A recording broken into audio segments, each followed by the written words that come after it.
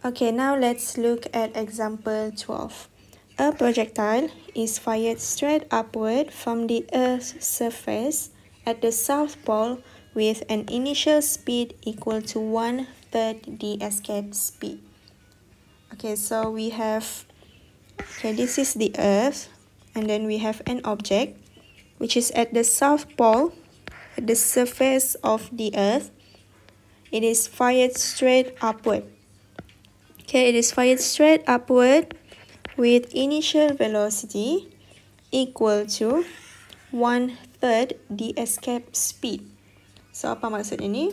So, initial speed is equal to 1/3, 1/3 of the escape speed. Okay, 1/3 of the escape speed. So, this is the information that we have. Okay, now, ignoring air resistance, determine how far from the center of the Earth the projectile travels before stopping momentarily. Okay, so now, so after this object is launched, to the space, it will go to one point, di mana dekat point ni, dia akan stop. Okay, dia akan stop dekat point ni. So, bermaksud apabila dia stop dekat point ni, it has reached the maximum height. So, it has reached the maximum height here. So, it has reached the maximum height. So, we want to find what is this maximum height. So, this maximum height must be from the center of the Earth. So, kita kena kira daripada center of the Earth. So, meaning that here, the maximum height is the altitude, which is the distance daripada surface kepada point object tu, tambah dengan the radius of the Earth. Okay, so how do we find this maximum height? Okay, first of all, kita gunakan information yang kita ada, which is this initial speed. So we can find initial speed first. Okay, gunakan the formula for escape velocity. Okay, escape velocity, since kita dekat sini adalah Earth, the planet is Earth, so we can use this formula 2g times with r, di mana g adalah the value for the acceleration, and then r is the radius of the Earth.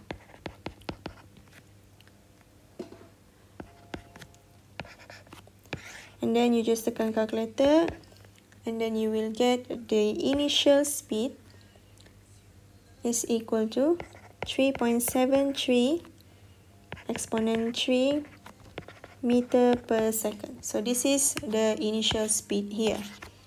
So now we want to find H max. Okay, kalau kita tengok semula dekat nota here, so in order for us to derive this escape velocity, we always start with this, di mana kinetic energy adalah sama dengan the change in potential energy ataupun delta U. So in this case, kita gunakan escape velocity. Okay, dekat case ni kita gunakan escape velocity. That's why dekat sini dia adalah at infinity.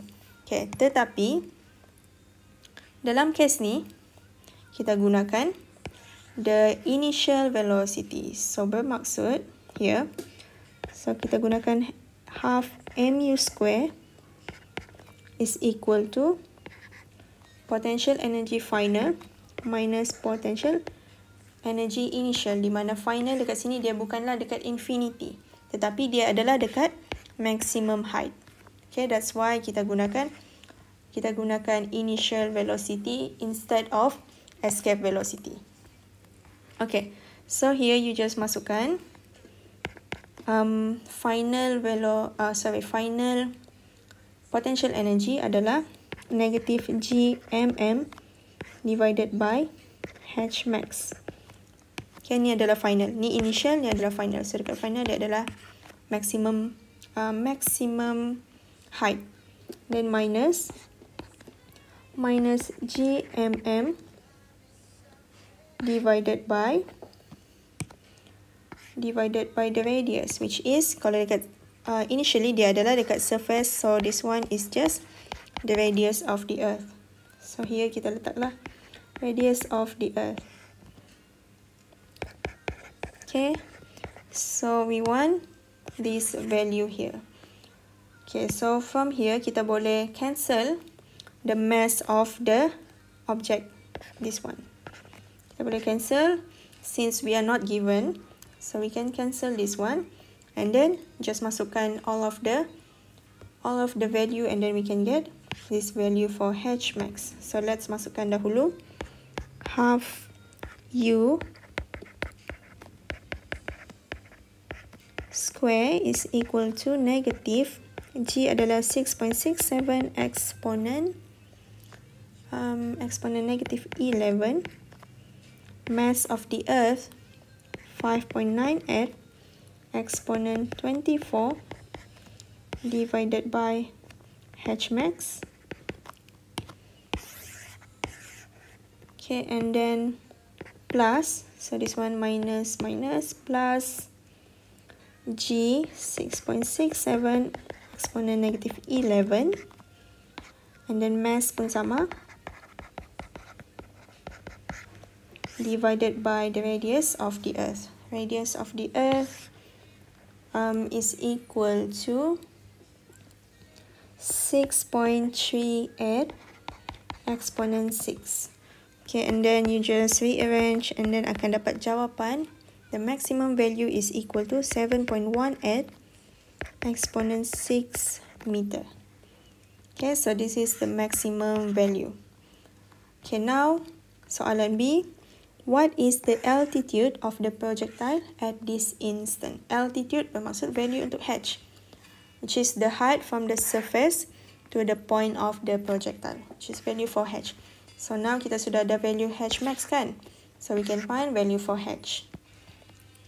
So H max equal to H plus RE.